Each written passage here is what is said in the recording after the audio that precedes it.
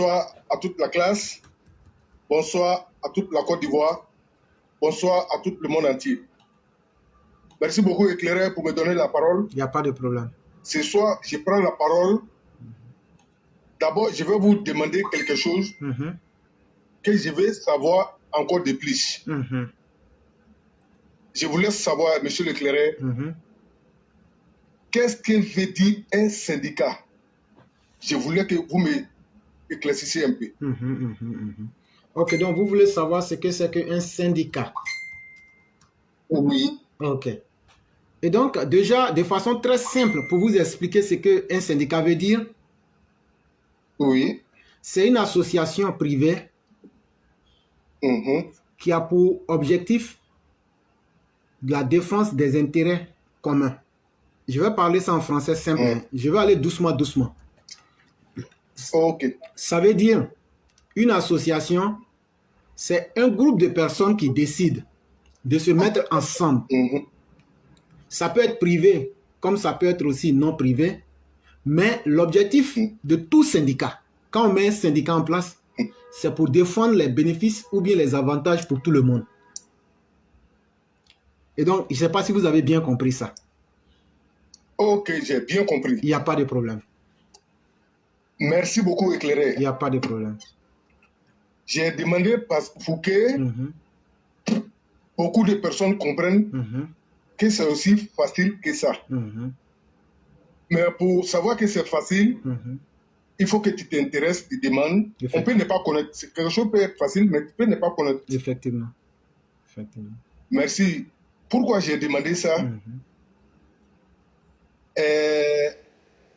En Côte d'Ivoire, au milieu des transports, surtout dans le domaine des Baka. Actuellement, je connais des camionneurs pour pouvoir travailler tranquillement. Ils étaient obligés d'aller prendre des avocats pour se défendre. Ça existe. Je connais des gens qui ont pris des avocats pour ne pas avoir de problème sur la route. Généralement, ils prennent avocat pour se défendre, pas contre quelqu'un d'autre, mais c'est pour se défendre contre les syndicats des transporteurs ou syndicats des chauffeurs. Ça fait un point. Or, pourtant, pour moi, quand on dit syndicat, pas pour l'argent seulement, il y a beaucoup de trucs qui doivent s'améliorer au niveau de nous, les acteurs, qui sommes les chauffeurs. C'est eux nos premiers défenseurs. C'est comme ça, moi je comprends la chose. Mais, maintenant nous les acteurs, si tu vois à partir du moment qu'on vient se faire des avocats pour nous défendre contre les mêmes syndicats, c'est que pour moi, ils ne sont pas là pour nous. Il y a autre chose. Pourquoi j'ai dit ça? Si un chauffeur ou un apprenti a eu un problème avec un syndicat, soit un Niambolo, parce que c'est les mêmes choses. Hein. Quand on dit syndicat, c'est les Niambolo là. Hein. C'est eux. Parce qu'un Niambolo, on ne peut pas comprendre, on peut enlever le corps habillé sur la route, qui sont nos défenseurs, et ils sont rentrés dans le commissariat, dans les gendarmeries.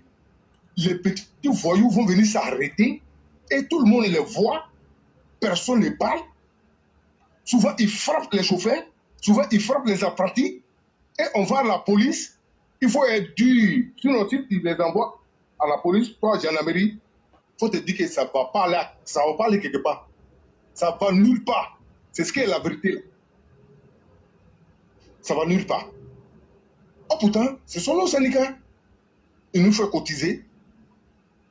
Les chauffeurs dépensent. Les droits sont payés. Les droits de ligne, droits de chargement, droits des chauffeurs. Tout est payé. C'est eux, ils prennent tout. Mais toujours on a problème à eux. Jusqu'à maintenant, on prend les avocats pour nous défendre. C'est que là, vraiment, il faut qu'on se réveille. il faut qu'on dise la vérité, ça ne va pas de ce côté-là. Maintenant, je prends actuellement des Aboboga, donc des Anador, jusqu'à PK18. Ils sont postés partout. Quand tu les vois, ça te fait rappeler des mauvais souvenirs. Parce qu'il y a un moment où on n'arrivait pas à circuler. Partout, c'était barrage. À ce moment, ce n'était pas bon. Il y avait un conflit. Mais maintenant, ça va. Le pays bouge. Les ponts sont partout.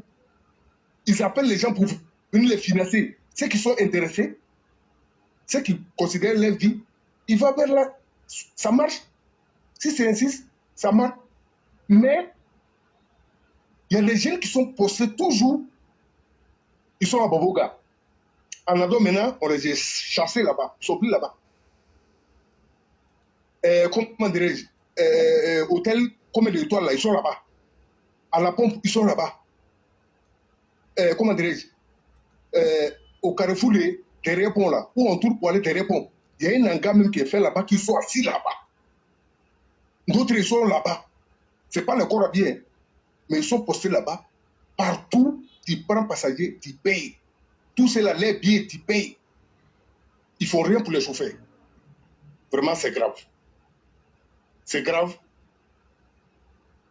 Tout ce que les frères viennent de dire dessus, tout cela, c'est lié à la justice. Puisque si on est victime, on va à la police, soit gendarmerie, on ne reçoit pas. Souvent même, quand tu vas avec un problème, il faut avoir prendre long pour pouvoir t'en sortir. Mais on ne sait plus où il faut aller. Donc vraiment, ce côté, moi, je vais faire que parler de ça. Et c'est ce qui est la vérité. Ça, c'est au niveau des Abobo seulement. À Djamé, il y en a. Yopougon, partout, il y en a. 220 même, c'est partout, il y en a. Renault, on n'en parle pas. Mais ces gens-là font quoi là-bas? C'est quel intérêt ils défendent? C'est leur intérêt ou bien c'est notre intérêt? C'est l'intérêt national. Nous, on veut savoir. Nous, on veut savoir. Vraiment, ils n'ont qu'à essayer de voir ce côté pour qu'on puisse avancer. Qu'on puisse avancer ce côté éclairé ce soir, c'est ce que je voulais dire. Il n'y a pas de problème. Donc, ouais. Vraiment, ce que vous avez dit, c'est tellement important que c'est un sujet, oui. Quand on parle, les gens pensent qu'ils font semblant de ne pas entendre. Mais on va continuer à parler de ça jusqu'à ce qu'ils vont entendre. Et jusqu'à ce qu'ils prennent la décision de faire quelque chose. Parce qu'aujourd'hui, là, tout ce qu'on est en train de dire là, aujourd'hui, c'est parce que les Nyambro versent de l'argent à des commissaires. Moi, je vais dire la vérité. Et les Nyambro versent de l'argent à certains agents qui sont postés, qu'ils existent toujours. De la même manière, on peut faire une opération pour dire zéro tolérance pour les Nyambro dans la ville.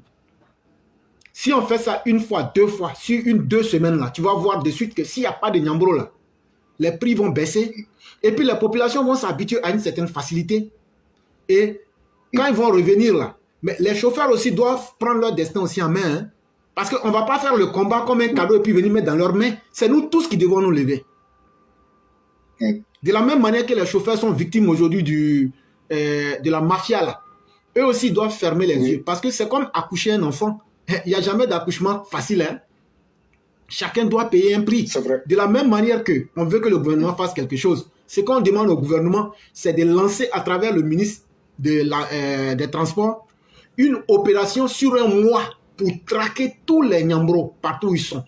Et comme vous le savez, si eux-mêmes ils veulent, nous on va les aider, on va leur donner les listes de où partout les Nyambro se situent.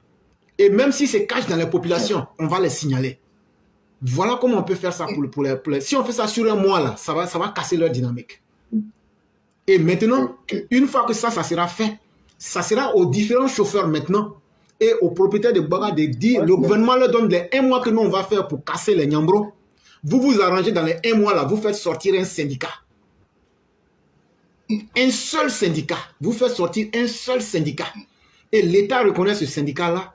Et ce syndicat-là, les chauffeurs et autres vont discuter ce qui peut les arranger et ce qui peut arranger. Les chauffeurs, ils mettent ça en place, on donne à l'État. Et puis on quitte ce désordre-là.